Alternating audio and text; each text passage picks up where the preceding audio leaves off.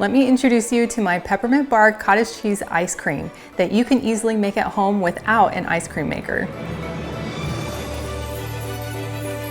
Not only is it creamy and delicious from the cottage cheese, but it's also gluten-free with my almond flour brownies. Then it's sprinkled with crushed peppermint candy canes and a few mini chocolate chips.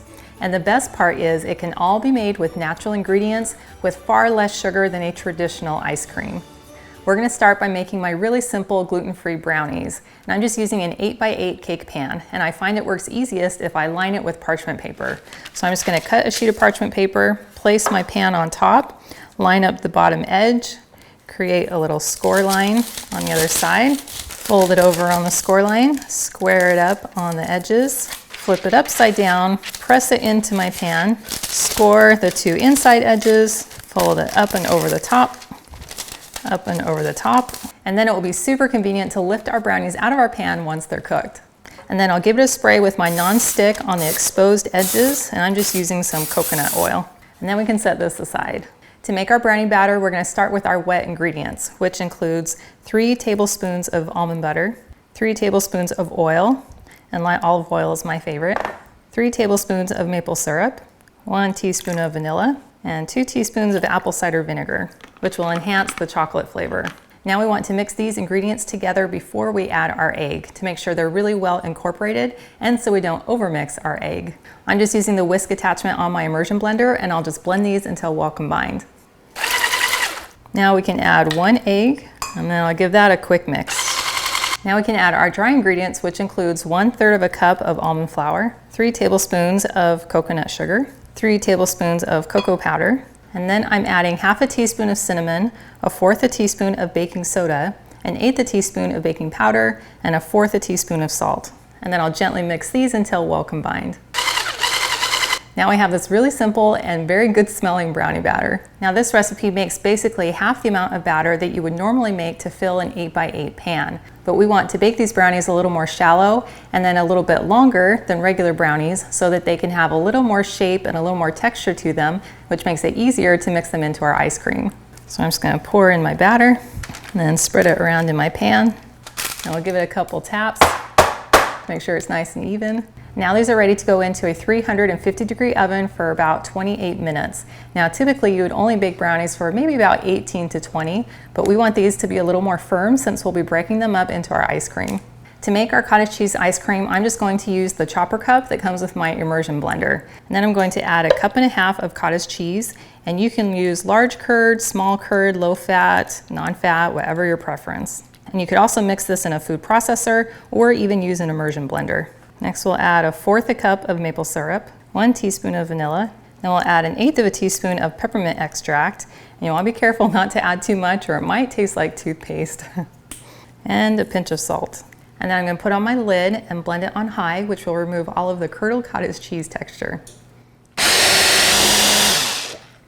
Well, that looks fantastic. It is smooth and creamy. Next, we want to get our peppermint candy ready. Now you could either use 2 candy canes or you could just use these round peppermint candies. They both are going to taste the same and look beautiful in your ice cream. I'm going to go ahead and use 12 peppermint candies. To crush the candy, just add them to a sandwich bag and then take a sturdy object, and in my case it's my bamboo rolling pin, and then you just want to go through and gently crush your candy. And if your bag becomes a little bit compromised like mine did, we'll go ahead and pour these back into our bowl. To assemble our ice cream, I'm going to use a shallow dish, and this will help the ice cream freeze faster, which means you get to enjoy it sooner. So I'm just going to take a spatula and then pour the ice cream right into the dish. And then I'll just go ahead and quickly spread it around. Now we can add in our brownie bits, and I have a batch here that I allowed to cool completely and put in my fridge so it is nice and cold. Now we could just cut our brownie into little squares, put those into the ice cream, but then as we gently mix it, those brownie bits are going to break apart and become very crumbly. So I found a really good method to kind of condense the brownies into these really delicious little bite-sized pieces is to just take the entire brownie and we're going to fold it in on itself. We're going to basically squish it down into a big giant ball. Now I have to admit this is not something I've ever done before, but is definitely #satisfying. So essentially we're making kind of a giant cake pop out of it. And once we have our brownie all squished together, we can go ahead and break it apart. And then we can start breaking off some small little bite-sized pieces and add it to our ice cream. So I'm just gonna start breaking some off and just squish them in my hand to be nice and tight, and then drop them into the ice cream. And you can make these chunks as large or as small as you like. And your kids would love to help you with this step. Now you are free to determine your ideal brownie to ice cream ratio. I ended up breaking up about 2/3 of the brownie into the ice cream. Before I dump in my peppermint pieces, I want to go ahead and pull out just a few that I'm going to sprinkle on top at the end. So I'm just going to pull out a few of the bigger pieces, and then we can just sprinkle the rest right into the ice cream. Oh, that looks so good.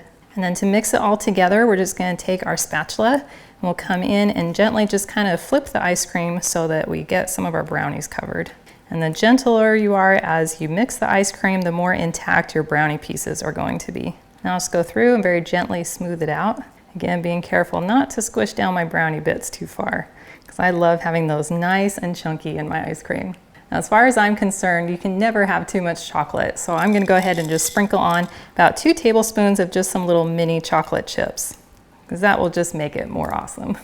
And since most of the peppermint bits got mixed down into the ice cream, I want to sprinkle a few on top just so that I can visually see them and know that this in fact is peppermint brownie ice cream.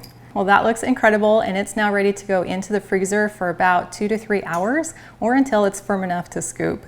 Well, I have one here that I made earlier that is ready to scoop. Cottage cheese ice cream is a little bit different than traditional ice cream in that you might need to let it thaw for a few minutes on your counter for it to be soft enough to scoop. But it only takes maybe 10 or 15 minutes, and then it's perfectly soft and creamy and ready to enjoy. So I'm just gonna take my scooper here. Oh my goodness, look how beautiful that scoops up. All those chunks of brownie and all those ribbons of red color from the peppermint. Oh, that looks so good. Yes, I'm a little excited.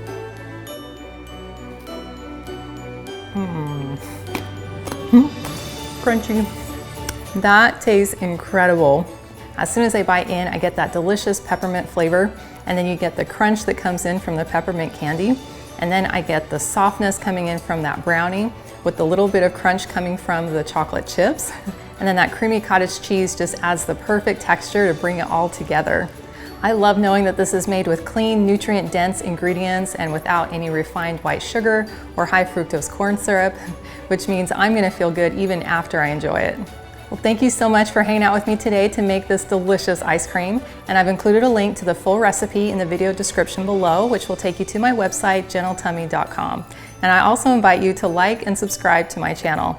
And if you know someone else who you think would love to have this ice cream recipe, please share this video with them. And I cannot wait to have you hang out with me again in my kitchen.